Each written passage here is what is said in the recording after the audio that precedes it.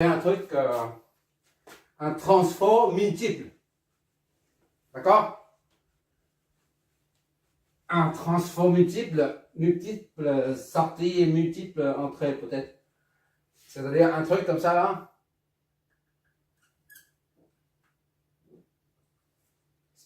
On relie tout. Voilà. Disons. Je vais voir pour l'instant. Voilà. Des choses comme ça là. Et puis un autre transfert pareil. Idem là. Et on va relier ça ensemble en plus. Voilà. Et une charge éventuellement. Voilà. Ici là. Et ça peut être en bas ou en haut, peu importe.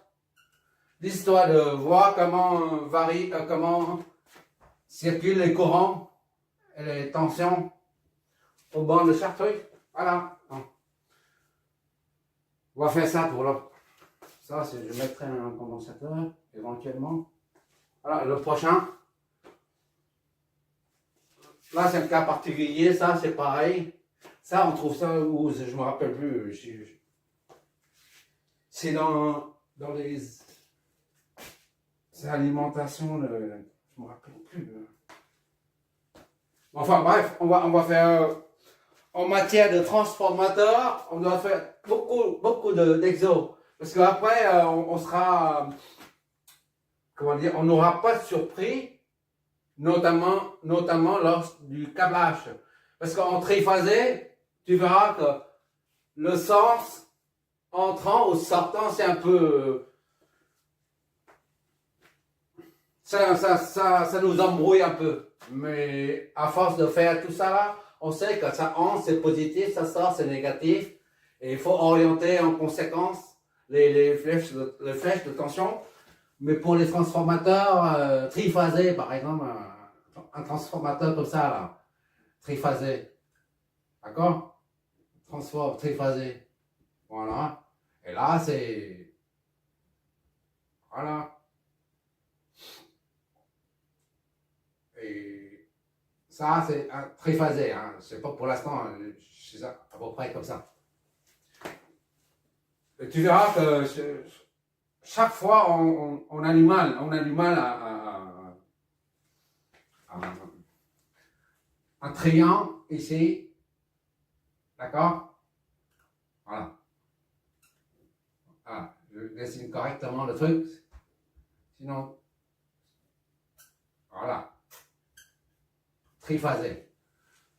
Et l'autre côté, c'est, disons, parce qu'on n'a plus besoin là. Disons, on a pareil. On se sert beaucoup de ça. On trouve ça très souvent.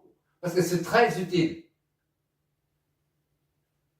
Ce genre de transfert est hyper utile. Hyper utile. Sur les lignes haute tension, là, c'est hyper utile. Et tu verras qu'ici, là, après, à force de faire ce genre d'exo, là, tu seras habitué pour voir ce genre de transfert. Bon, les points, hein, on s'en fout un peu. Pour l'instant, on n'en sait rien et tout. Bon, bref. Tu seras amené à flécher correctement le truc, sinon ça fonctionne pas. Voilà. On appelle ça un transfert tiers. Ça c'est la partie tiers. Je me rappelle plus comment ça s'appelle. Mais on va analyser tout ça, nous. Ça sert à créer, à générer, à créer comme ça, je le fais parce que c'est un peu tard, c'est pour ça, c'est pas grave, on termine ça, on ne fait pas d'autres exos, c'est pour ça que je parle un peu de ça. J'ai eu ma dose pour aujourd'hui, là, c'est bon, là. J'en ai fait 3, là. Il faut les mettre en ligne, ça prend du temps, là. Et chez la dalle et tout, là. Qu'est-ce que je voulais dire déjà? Oui, ça. Pour compenser en monophasé, quand tu compenses tu compenses une usine, par exemple, comme on a déjà fait plusieurs fois dans la partie, dans le chapitre de puissance active et répartie. Et on a compensé ça avec un condensateur, soit avec un condensateur, soit avec une bobine. Tu te rappelles? Et ça appartient au domaine monophasé. D'accord? Tant que la puissance réactive, le courant réactif, courant actif, c'est IP. Courant réactif, c'est IQ. D'accord?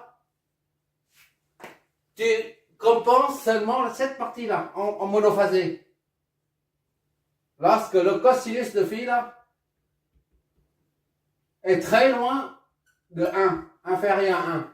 Tu compenses seulement cette partie, IQ. Oui, sont réactives. D'accord? Ça, il n'y a pas à compenser.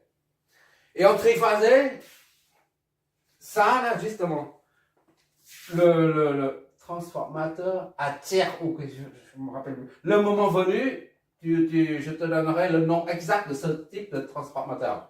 C'est hyper utile.